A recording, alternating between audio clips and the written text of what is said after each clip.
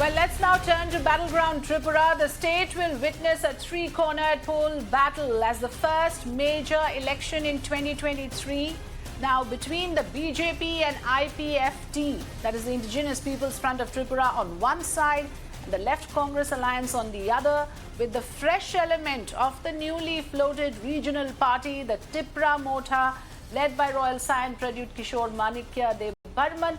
This is an interesting contest to say the least. Coming ahead of 2024 Lok Sabha polls, the Tripura election will be a big test for the ruling BJP, which is facing a major challenge from the two-year-old Tipra Motha. The latter has made deep inroads into the tribal constituencies, buoyed by its victory in the 2021 Tribal Council polls. And remember, this is significant because in the 60-member state assembly, 20 seats are reserved for tribal areas. Last time, if I can just give you a quick reminder, the IPFT won 8, the BJP 10 and CPM 2 of these 20 reserved seats. This time, Tipra Motha is in the game and is likely to have a stronghold over the tribal belt. And that's the reason the tribal vote is said to be a decider. And if we look at the results from last time, it's playing out on your screens. You can see how the colors turned. It used to be a left bastion that was majorly depleted, with BJP largely usurping the Congress strongholds, and also the tribal vote that was with the left earlier swung towards the BJP, with the tribal party largely on account of the tribal party joining hands with the BJP. So this time the dynamics have changed, firstly with large-scale attrition of leaders from the same tribal front to the newly formed Tipra Motha.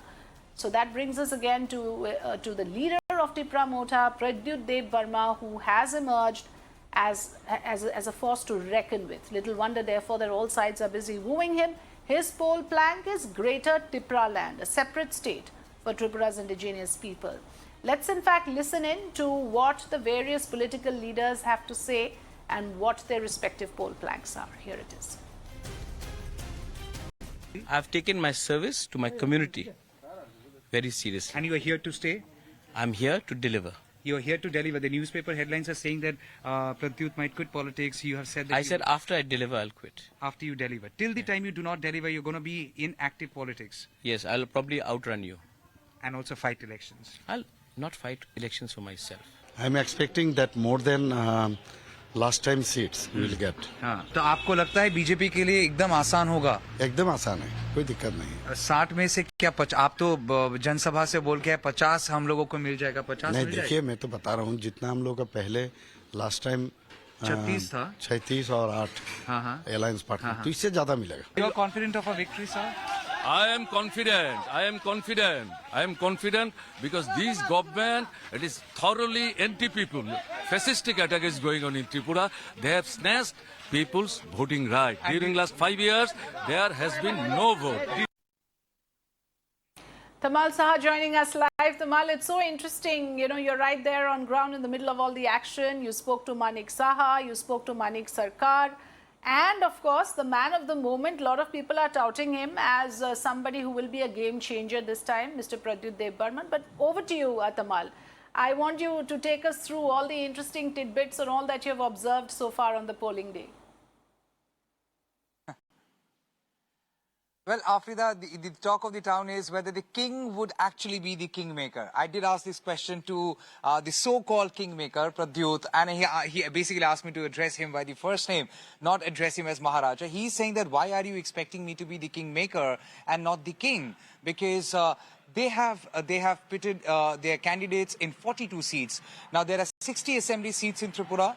Tipra Motha is contesting in 42 and they are confident of a single majority. Well, practically speaking, having spoken to several Tipra Motha leaders within the rank and file, even they are saying that possibly they might not touch the magic figure. Now, who would get the magic figure? No one knows.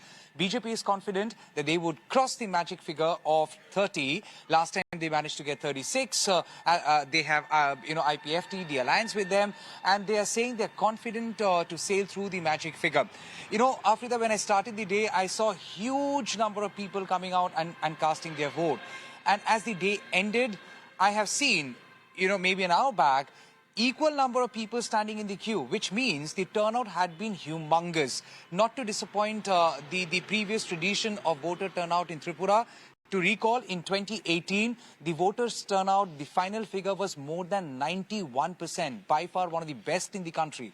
This year too, it has already crossed 81% by 4 p.m. But then voting continued till 5:30 because people who were standing in the queue, they are eligible to cast their vote if they had managed to stand in the queue before 4 p.m. So what would be the final figure like? We cannot really confirm.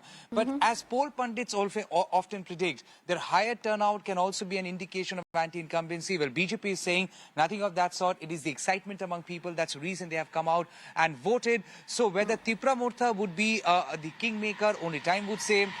Whether BJP manages to hold on to this part of the northeast, again time would say. But very quickly before I toss you back, there were 259 candidates, Afrida. As the day has ended, the fates of those 259 candidates have already been sealed. Out of 259, 60 would be winners. But which political party would have the final and the last laugh? We will get to know on March 2nd. We will get to know, yes. And you will update us, Tamal. Thank you very much for joining us with all the fresh updates. I'm going across now to Mr. Subir Bhaumik, veteran BBC journalist, joining us here on the program. Very good evening, Mr. Bhaumik. How are you doing? Good to have you with me here on the show on Mirror Now. And, you know, in the midst of this very intense election and the voting day, Subir Bhaumik, I want you to tell us what you think of the differentiator this time around. The fact is that Tipra Motha is contesting 42 out of the 60 seats. So therefore, all eyes are on this party. What kind of fragmentation can it cause to the existing dynamics in Tripura, Mr. Bhaumik?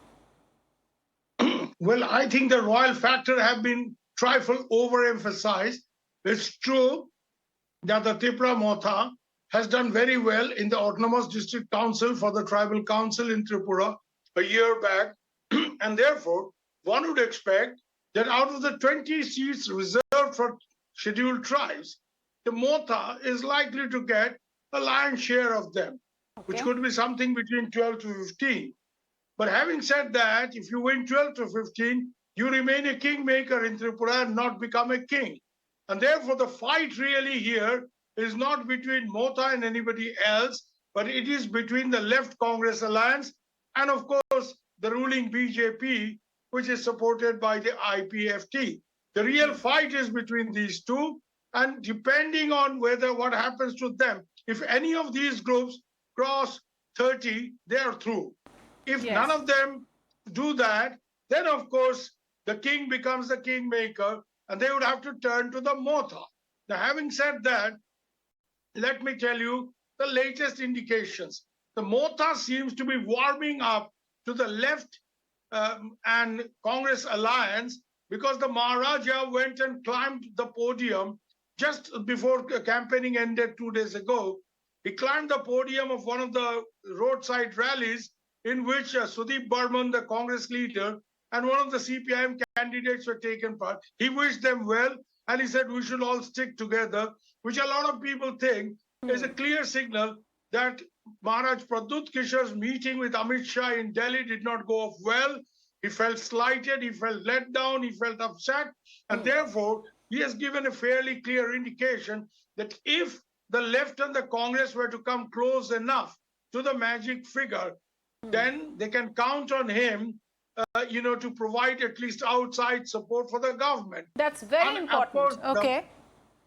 Karen, finish your point. And of course, the huge turnout that you were talking about and which your reporter was talking about, well, that's true. Tripura polls usually have high turnouts, except the last few elections where there has been a conscious attempt by the ruling party to keep the turnout low using different tactics because, that works against them. So which means, if I'm not mistaken, Mr. Bhaumik, that people are, eager to cast their votes. People are politically conscious. Two things are said about Tripura. It's a very decisive mandate and high voter turnout. It's been witnessed in all previous elections. It has touched 90%, crossed 90% as well. What I want to ask you here is, you made a very significant point that Pradyot Barma has shown inclination more towards the Congress-CPM alliance than to the other side.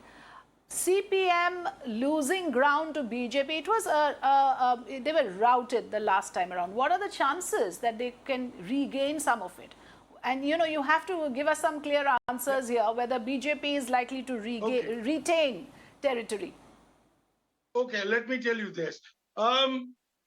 If the BJP, if the Congress and left alliance say comes closer to 30, if they get something like 23, 25 seats, and the Motha decides to support them, the Maharaja essentially, then of course the Maharaja will have to protect his flock, because the BJP is well known for its M&M tactics, money muscle tactics, and therefore, many of these Motha leaders have, there are allegations that they have close links with some of the underground, insurgent organizations like the NLFT, which could actually be used against them under anti-terrorist laws and something like that. So what I'm trying to say is, much as the Maharaja may be more willing to support the left Congress alliance, at least from outside, in helping form a government, Maharaja then will have to reckon with the BJP's famous tactics to keep his flock together, because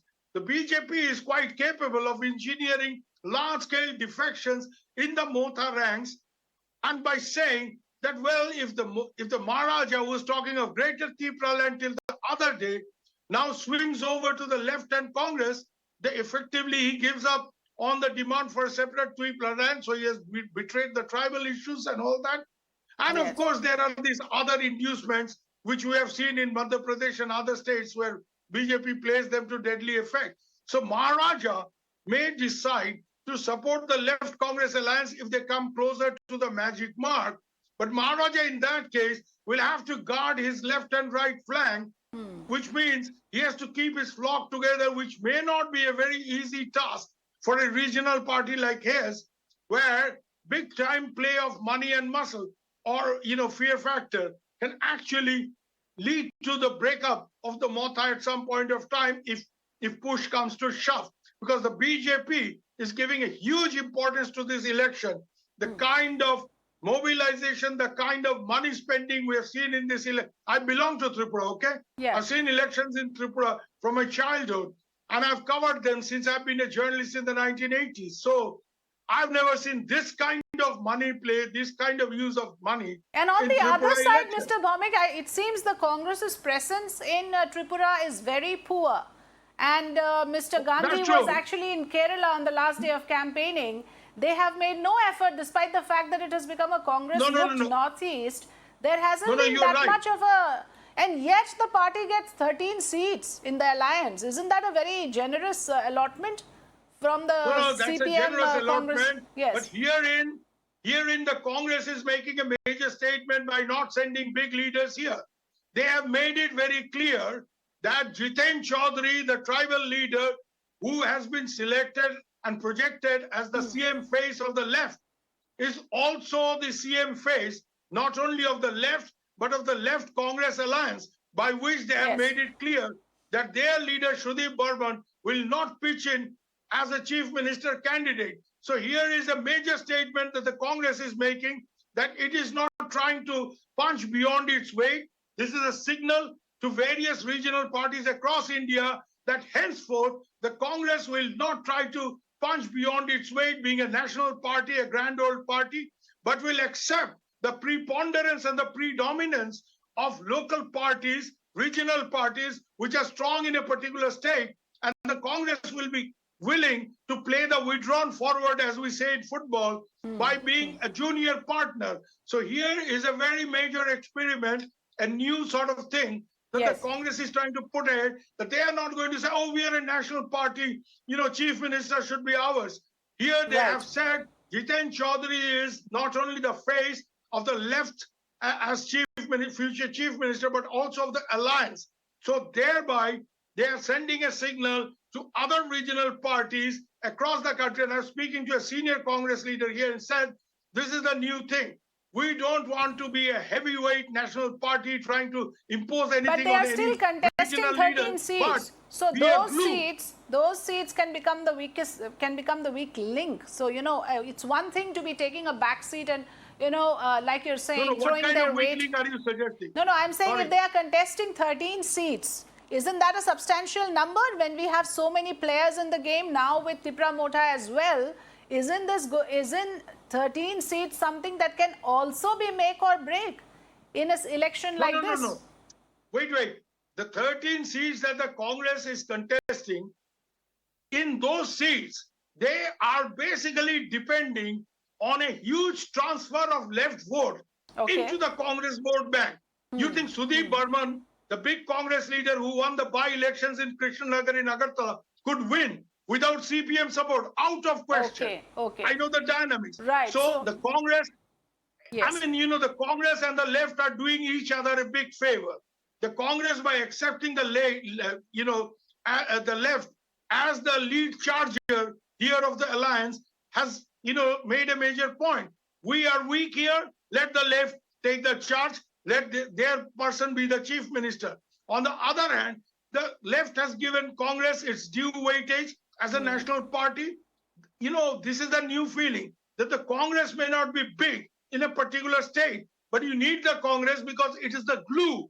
It's the future But glue that didn't happen in Bihar. This an entire anti-BJP understanding at the center. didn't really And that's work how in you should other look at it. states when the similar strategy was adopted. But we leave it at that. Subir Bhaumik, thank you so much for joining us with your informed opinion and your insights into this fascinating election. Thanks very much.